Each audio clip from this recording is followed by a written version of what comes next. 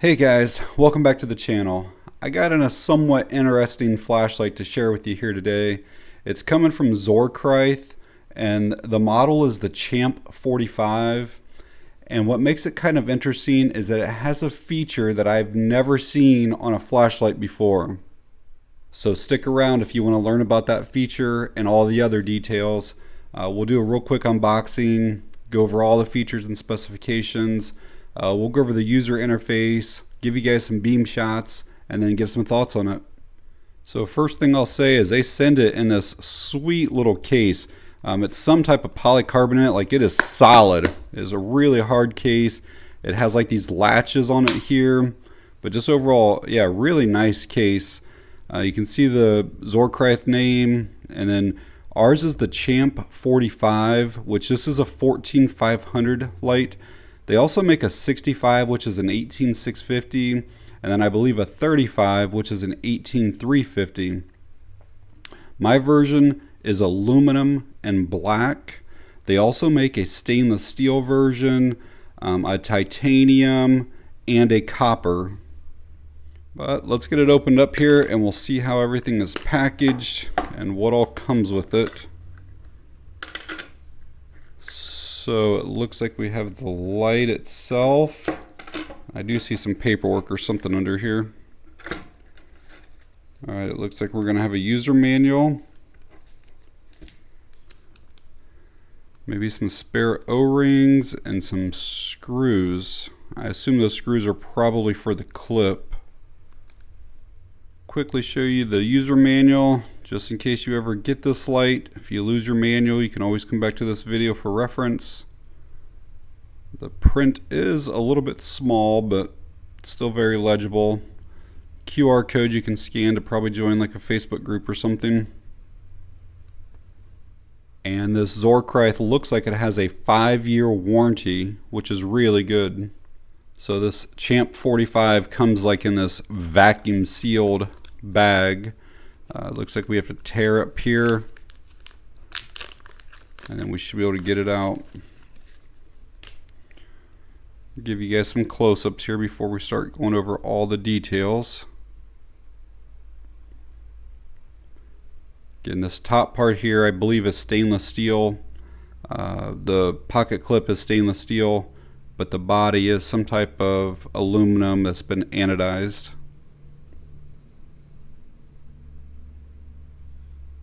Grab you guys some quick dimensions here. Again, it's basically a like a AA size flashlight. So I'm getting right around 3.75 inches in length with the head diameter, which is the biggest part, of 0.92.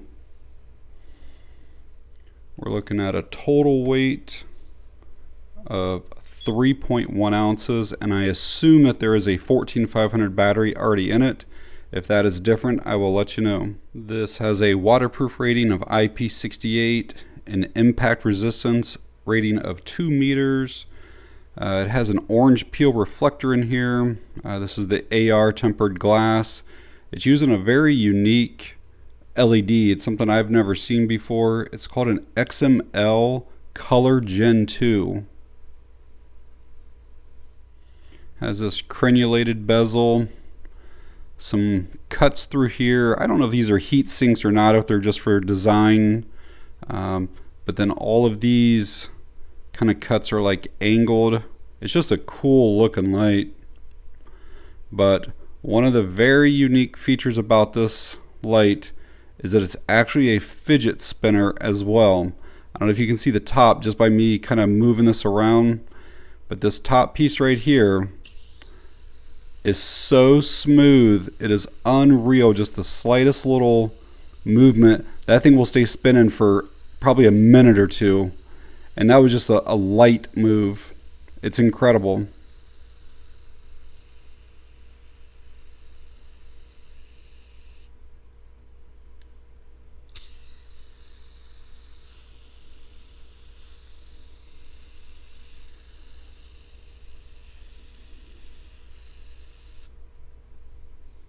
So I looked through the manual to see if there's like a plastic film or anything over top the battery that I need to remove, and I can't find anything in it about the battery.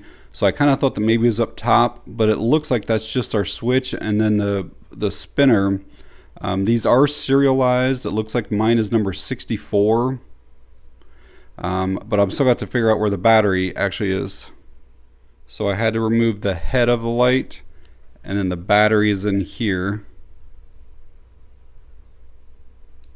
And then yeah, we got to remove that little film, and it looks like that is a USB-C charging port on it, but they do not provide any cable for it. And again, that battery is a 14500. It's a 3.7 volt lithium ion battery, 1000 milliamp hours. Even though this is the same size as a AA, I would not recommend trying a AA in here. I don't know exactly what the working voltage is, but a AA is only 1.5 volts, and if you undervolt something, you can actually damage it the same as if you overvolt something. Let's go through the user interface here next. Pretty simple. Click on, click off. It does have mode memory. We're basically going to have low, medium, high, and we're going to cycle through them just by holding down once it's on. So you can see they're low, medium, high, low, medium, high. If I shut it off in the high, when I turn it back on, it's going to be on the high again. Give you some numbers on each mode. The low is going to be 50 lumens with a 20 meter beam distance. It's supposed to run for about 17.5 hours. Medium is 150 lumens with a 36 meter throw. Supposed to run just over 4 hours. And then the highest setting is 600 lumens with a 70 meter beam throw and run for about 3.5 hours. There is also an eco mode, and you get to that when the light is turned off and it's in an unlock condition, which I'll talk about that in a bit. We basically just press and hold, and that's going to come on, and it's a really low 2 lumens, and that will run for 185 hours. So kind of like a moonlight mode. The Champ50 also has strobe and SOS. So if you are sensitive to flashing lights, you can look away for the next bit. But we're going to get to that by doing 3 clicks. And that is our strobe. And then if we want to go to SOS, we're just going to hold while it's in the strobe. And then if we want to go back to the strobe, you do the same thing. It's just kind of how you cycle through it. So just hold again, it'll take you right back to strobe. So I talked about the uniqueness of that LED, and you can kind of see some colors and stuff in there. And this does have RGB as well. You can get to that by being on or off, it doesn't matter, and you double click. And this is going to have memory just like the regular modes did. So there is some flashing coming up again. It's not really a strobe, but it's more of just like a steady flash. But again, if you're sensitive, so we're going to go from red. The next cycle is going to be a flashing red. And then if we want to go to the next color, just hold. This is our green. The next one will be a flashing green. And then next is going to be blue, I believe. And then a flashing blue. And then we'll have some more flashing coming up next. And again, I'm just pressing on this rear here. So this is going to switch between red and blue with a more rapid flash. And then this next one's like a rainbow. It's kind of unique. So it's going to like change through all the different colors. And I'll try to show you guys this at night so you can kind of get an idea, but it goes through everything here and just like slowly runs through them all, and then we'll cycle back through again. It's actually pretty cool to watch.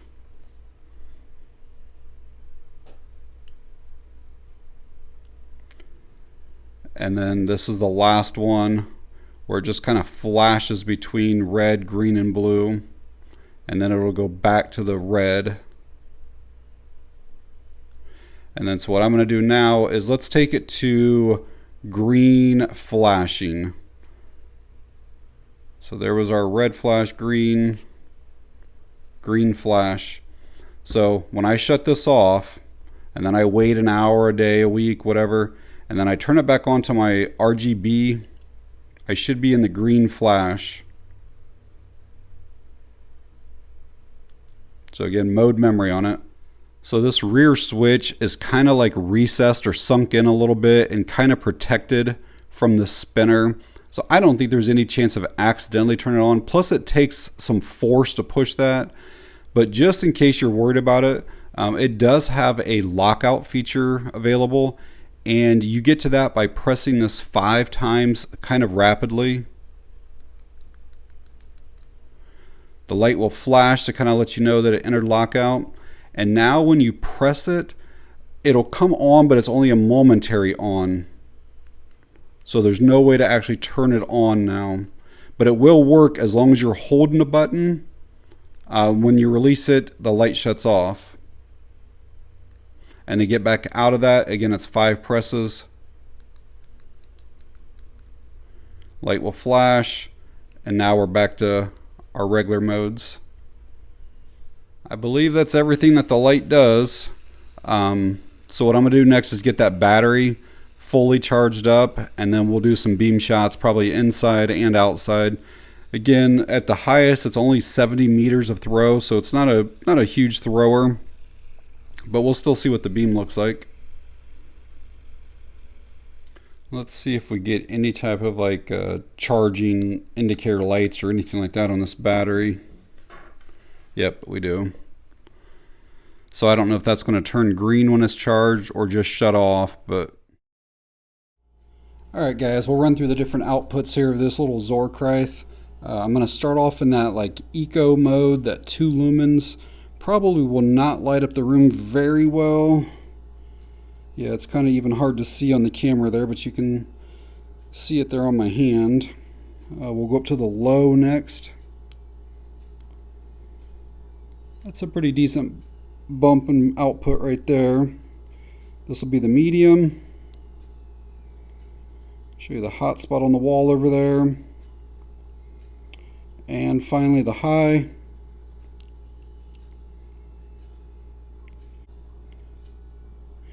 And as you can see, it's probably a little more floody than what it is throwy. I'm going to go up to the strobe next. So again, if you're kind of sensitive to the flashing, you can look away.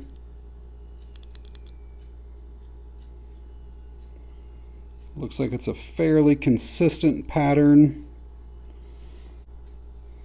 And we'll switch to the colors next. I'll just show you the red on it. I won't go through all of them here, but just to kind of show you what that looks like. Alright, we'll see what this ZorKryth looks like outside. There's a tree line that's about 60 feet away from me. It's not the darkest of nights right now, but we'll still see what this looks like. And hopefully you can see that showing up on camera there. I can see the trees pretty well. Camera always has a harder time picking up the light. That is the medium. And finally we'll go up to the high here. Try to show it to you guys up in the trees. We'll go down this way. We're probably a little over 100 feet down this way.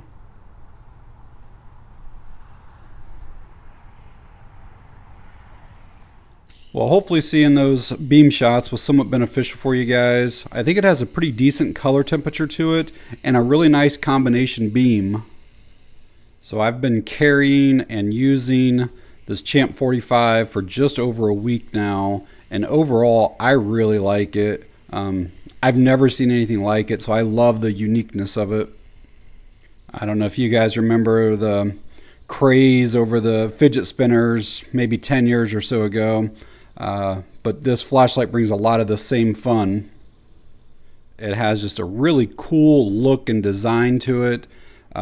Excellent build quality. Pretty much every part on it is made of metal, but at the same time is, you know, fairly small and compact and doesn't weigh too much. It has a pretty easy user interface and it has that mode memory. I like that you can remove and replace that 14500 battery if you want to. You know, having the red on the RGB is a useful color for night vision, but all the others are still just a lot of fun. Like it's fun to have the flashing going at the same time as having the spinner going. And I know I've said the word fun several times here, but it's something you usually don't associate with the flashlight, and it's been a lot of fun reviewing this. I guess I probably would caution you guys, because if you get this light, it is very addictive. You just kind of want to sit here and spin this thing all the time. I know my wife has gotten annoyed with me over the last week. Probably if you worked in an office environment or maybe rode like a city bus, I'm sure other passengers and coworkers and stuff might get annoyed with you. What my wife really hates is when I get it spinning and then I set it down and it makes that noise. But yeah, a flashlight doesn't always have to be boring, and this thing is pretty cool. My only complaint with it is that the pocket clip is rather sharp right here on these corners. So when it's in your hand and you spin a lot of times, this spot will kind of dig in just a little bit. I haven't noticed any wear on my pockets or anything, but that is definitely sharp. I would rather have seen that be more rounded.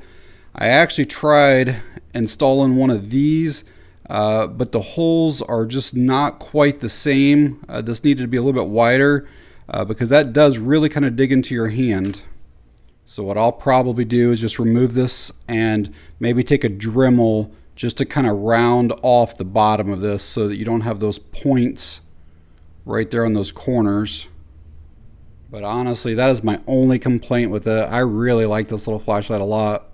So ZorKryth is doing a Kickstarter program for these lights, and basically you can like deposit $1, which is refundable back to you, and you can get the lights for $34. Or you can do like an early bird where you don't put any dollar deposit at all and they're $42, which I believe is totally worth it. These are really high quality lights. And I will leave a link down in the video description in case you guys want to find out more information on them or to pick one up. But yeah, if you guys found the video helpful or informative in any way, please give me a thumbs up. If you have any questions or comments, leave them down below. And that's going to be it on this one. Thanks for watching. I appreciate it.